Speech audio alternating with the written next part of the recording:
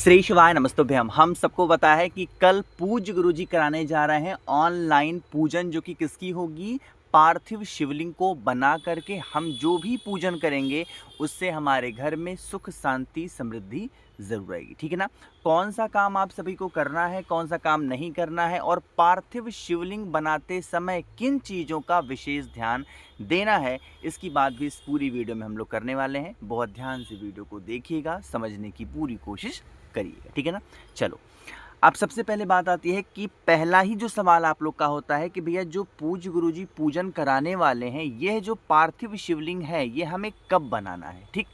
और पार्थिव शिवलिंग बनाते समय काली मिर्च का इस्तेमाल जो पूज्य गुरुजी ने बताया, गंगा जल का इस्तेमाल, बेलपत्र का इस्तेमाल और पीले चंदन का इस्तेमाल, इन सभी चीज़ों का इस्तेमाल हमें कैसे करना, ठीक है ना? पार्थिव शिवलिंग कब बनाना है, इससे पहले हम लोग 5 सेकंड आपका टाइम लूँगा सिर्फ ये समझने में कि हमें ये काली मिर्च का इस्तेमाल करना कैसे। समझो, देखो, जब कभी भी पार्थिव शिवलिंग बनाओ, चाहे मासिक शिवरात्रि पे बनाना हो या फिर कहीं पे भी बनाना हो, एक चीज़ का ध्यान रखना। पार्थिव शिवलिंग बनाने से थोड़ी देर पहले या फिर मान सकते हो कुछ घंटे पहले या कुछ दिन पहले, जो भी आपको सुटेबल लगता हो, ठीक है ना, क्या करिएगा, काली मिर्च को लीजिएगा 3-4 दाने, खड़ी काली मिर्च को, और उसको अच्छे तरीके से कूट लेना है, उसको अच्छे तरीके से पीस लेना है। ये तो बात हो गई पहली। ठीक। दूसरी बात क्या है, जो पिसी हुई काली मिर्च है इसको लीजिएगा। आपके घर में जहाँ पर भी पीने का पानी रखते हो, ठीक है ना, चाहे वो मटका हो, चाहे वो परिंदा हो, चाहे वो आरओ लगा हो, चाहे वो जो कुछ भी ऐसी चीज़ें हों, आपको क्या करना है, जाना होगा कहाँ पर? इस स्थान पर जहाँ पर पीने के लिए मैं आरओ की फ़ोटो इसलिए दिखा रहा हूँ क्योंकि मैक्सिमम घरों में आरओ है, तो आप मेरी बातों को अच्छे से रिलेट कर पाओगे। बातें क्लियर हैं क्या?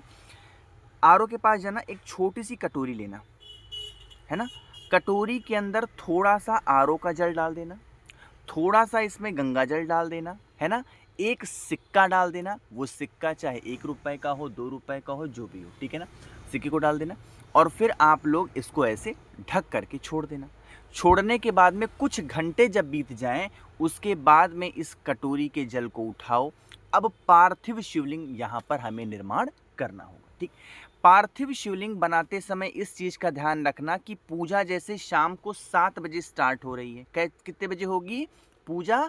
7 बजे भाई स्टार्ट हो रही है। अब जब पूजा शुरू हो रही है तो आपको एक चीज़ का और ध्यान देना होगा कि हमें पार्थिव शिवलिंग इतनी देर पहले बना लेना है कि वो अच्छे तरीके से सूख जाए। कहीं ऐसा ना हो पाए कि पूजा शुरू हो रही है 7 बजे और पार्थिव शिवलिंग हमारा 6 बजे तक सूखा ही नहीं है ना? तो जब सूखा ही नहीं रहेगा पार्थिव शिवलिंग, तो आप पूजा करोगे तो क्या होगा, कहीं इधर से टूट करके निकलेगा, कहीं इधर से, ऐसे। इसलिए हमें थोड़ी घंटे पहले बनाना होगा। ठीक। अब बारी आती है कि भैया जो हमने आरओ के पास में जल रखा था, जिसके अंदर गंगा जल था, सिक्का था, उसको क्या करना है, इसी मिट्टी में इस्तेमाल करना है। अब बारी आती है, सबसे बड़ा सवाल होता है कि मिट्टी हमें कौन सा इस्तेमाल करना होगा। पूज्य गुरुजी ने तो यहाँ पर हर एक वर्ण के लिए अलग अलग प्रकार की मिट्टी की बात कही है। यहाँ पर मैं कोई भी मिट्टी में भेदभाव की बातें नहीं करूँगा। पार्थिव शिवलिंग का निर्माण आप किसी भी मिट्टी से बना सकते हो, बट आपको थोड़ा सा आइडिया दे दूँ कि अगर आप जैसे कह सकते हो कि अगर आप क्षत्रिय समाज से आते हैं तो आपको लाल मिट्टी से बनाना चाहिए पार्थिव शिवलिंग, है ना। अगर आप शूद्र संप्रदाय से आते हैं तो आपको क्या बनाना चाहिए, काली मिट्टी से बनाना चाहिए। आप ब्राह्मण से आते हैं तो आपको सफ़ेद मिट्टी से, और अगर आप वैश्य हैं तो आपको पीली मिट्टी से पार्थिव शिवलिंग का निर्माण करना चाहिए। इन सभी चीज़ों को आप किनारे कर दो। अभी मत सोचो कि हमें कौन सी मिट्टी से बनानी है या फिर हम कौन से वर्ण से हैं, कौन से समुदाय से हैं, बिल्कुल मत सोचो। आपके घर में जो भी वृक्ष हो, चाहे वो आप कह सकते हो बेल का पेड़ हो, चाहे आंवले का पेड़ हो, या फिर कोई सा भी वृक्ष हो, तुलसी माता का पौधा छोड़ करके कोई से भी वृक्ष के नीचे की मिट्टी को उठाओ। जो मैंने जल आपको कहा था आरओ के नीचे रखने के लिए, आरओ के पास रखने के लिए, उसी जल से पार्थिव शिवलिंग की मिट्टी को क्या करोगे, गीला करोगे। और गीला करने के बाद में जो काली मिर्च मैंने आपको बताई, उस काली मिर्च को इसी मिट्टी के अंदर मिला देना। ठीक। मिलाने के बाद में आप इससे फिर ऐसे इसी प्रकार से पार्थिव शिवलिंग का निर्माण करोगे। अब मैंने स्टार्टिंग में लिखा था गंगा जल की बात की थी, गंगा जल का इस्तेमाल हमने कर लिया। हमने यहाँ पर काली मिर्च लिखी थी, काली मिर्च का भी इस्तेमाल हमने कर लिया। अब बारी आती है बेलपत्र की। देखो, सिक्के को उठा के अपने पास पहले रख लेना, अभी उसका इस्तेमाल नहीं करना है। पार्थिव शिवलिंग जब बनाना तो पार्थिव शिवलिंग बनाते समय जो बेलपत्र रखोगे वो पार्थिव शिवलिंग बनाने से पहले किसी थाली में, कटोरी में, जमीन पे, जहां पर भी बना रहे हो, बेलपत्र के ऊपर ही पार्थिव शिवलिंग का निर्माण आप सभी को करना है। ठीक, पार्थिव शिवलिंग का निर्माण करते समय ध्यान रखना है कि आपको पूरा पोर्शन बनाना है। ऐसा नहीं करना है कि आपने सिर्फ पिंडी का रूप दे दिया, नहीं, आपको पिंडी भी बनानी है, आपको जलाधारी भी बनानी है, माता अशोक सुंदरी का भी स्थान बनाना है, भगवान गणेश का भी स्थान बनाना है, भगवान कार्तिकेय का भी स्थान बनाना है। ठीक है ना, ऐसे आप सुंदर सा खूब पार्थिव शिवलिंग का निर्माण कर लोगे। ठीक, पार्थिव शिवलिंग का निर्माण तो कर लिया। बहुत सारी बहनें मेरी कह रही थी कि क्या भैया जब हम पूज्य गुरुजी पूजा कराएंगे तो क्या ज़रूरी है कि साड़ी पहन करके ही बैठा जाए, क्योंकि ऐसी मान्यता होती है कि पूजन करते समय साड़ी का जो श्रृंगार होता है वो ज़रूरी होता है। तो इसका जवाब है हाँ। अगर आप शादीशुदा हैं, मतलब अगर आप विवाहित स्त्री हैं, तो आप लोग अच्छे तरीके से परिधान का इस्तेमाल करें, यानी कि जो हमारे संस्कारों में है, जो हमारे हिंदू पद्धति में है, सनातन पद्धति में है, उसी चीज़ का ध्यान रखते हुए आप लोग को साड़ी पहन करके और अपने हस्बैंड के साथ पूजन में बैठना चाहिए। ठीक, हस्बैंड कहीं बाहर हैं या फिर उस समय जिस टाइम पे पूजा हो रही है नहीं आ पा रहे हैं, तो भी आप साड़ी पहन कर ही बैठेंगे अगर आप विवाहित हैं। अगर आप विवाहित नहीं हैं तो आप सही तरीके से, जैसे भी आपके घर में पहनावे का ढंग हो, प्रावधान हो, मैं यहाँ पर कोई टीका टिप्पणी नहीं करूँगा, जो भी पहनना हो। बट हाँ, अगर आपकी शादी हो गई है तो आप ज़रूर साड़ी का इस्तेमाल करें। अगर आपकी शादी नहीं हुई है तो आप अपने घर के हिसाब से जैसे पहनते हैं वैसे पहनिएगा, कोई रोक टोक नहीं है। बातें क्लियर हैं क्या? अब यहाँ पर एक चीज़ का और विशेष ध्यान देना होगा।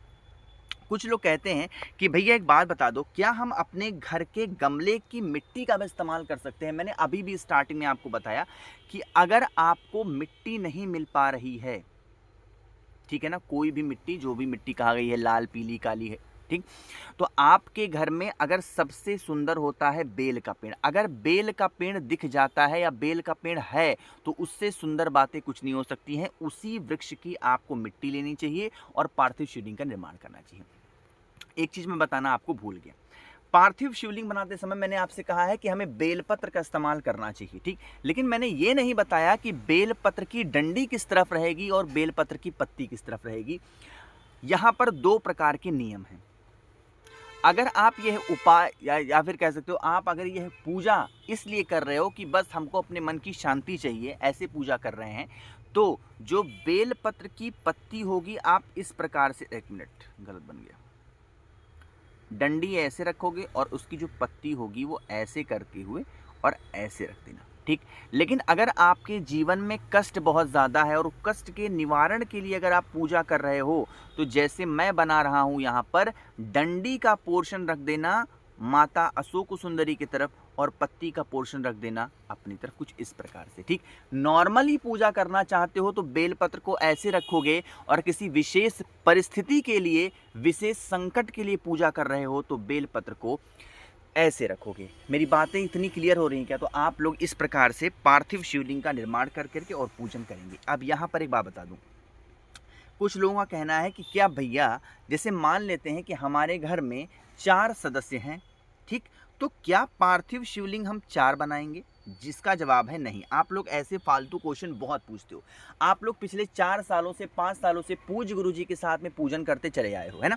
क्या आपने देखा है कि पूज्य गुरुजी के साथ 10 लोग बैठ करके पूजन कर रहे हैं और 10 पार्थिव शिवलिंग बनी है? नहीं, वो एक ही बहुत ही प्यारा सा सुंदर सा पार्थिव शिवलिंग बनाएंगे और उसी पे पूजन करेंगे। अच्छा, अभी आपने बताया क्या भैया कलर वाला जरूरी है? जब पूज्य गुरुजी कल यानी 13 जून को जब पार्थिव शिवलिंग की पूजन करेंगे, आप देखना पूज्य गुरुजी कौन से समुदाय से आते हैं? ब्राह्मण से हैं, है ना? ब्राह्मण ही तो है पूज्य गुरुजी। तो जो वो ब्राह्मण है, तो ब्राह्मण को कौन सी मिट्टी चाहिए होती है? सफेद मिट्टी। मैं आपको चैलेंज कर रहा हूं, गारंटी के साथ कह रहा हूं कि जब आप कल टीवी में या यूट्यूब पे, फेसबुक पे, कहीं पर भी 7 बजे देखोगे पार्थिव शिवलिंग की पूजन, पूज्य गुरुजी के पास में सफेद पार्थिव शिवलिंग का निर्माण वहां पर हुआ रहेगा। आप देख लेना, ठीक है ना? तो आपको भी अपने वर्ड के हिसाब से पार्थिव शिवलिंग का निर्माण करना चाहिए। बार बार रिपीट कर रहा हूँ, अगर नहीं मिलती है मिट्टी, कोई सी मिट्टी का इस्तेमाल कर सकते हो। बाकी मिट्टी आपको फ्लिपकार्ट में मैंने 13 दिन 15 दिन पहले बता दी थी कि भाई फ्लिपकार्ट पे भी अवेलेबल है मिट्टी, आप वहाँ से परचेज कर सकते हो। मैंने लिंक भी दे रखी थी। अगर आपने खरीद लिया होगा तो बहुत अच्छी बात है, नहीं खरीदा होगा तो आप बेल पेड़ की मिट्टी को भी ले सकते हो। बट ध्यान रखना है, तुलसी माता के वृक्ष की मिट्टी नहीं लेनी है। बहुत सारे के कमेंट ये भी थे कि भैया हमें आपसे बातें करनी है, कुंडली दिखानी है। नीचे सब्सक्राइब के बगल में एक ज्वाइन का बटन दिख रहा होगा, उस ज्वाइन के बटन पे क्लिक करके सीधा आप मुझसे वीडियो कॉल पे या ऑडियो कॉल पे जुड़ सकते हैं और अपनी कुंडली दिखा करके जो भी समस्या है उसका समाधान मात्र 24 घंटे के अंदर ले सकते हैं। तो लेट मत करिए, आप ज्वाइन हो सकते हैं। बाकी वीडियो जितना मुझे पता था, जो भी चीज़ें थी मैंने आप सभी को समझाई हैं, बताई हैं। वीडियो पसंद आती हो तो लाइक ज़रूर करिएगा। मेरे जितने भाई बहन आवाज़ आज मेरी पहली बार सुन रहे हैं, चैनल को ज़रूर सब्सक्राइब करेंगे और वीडियो को लाइक सभी को करना है। श्री शिवाय, नमस्तुभ्यम।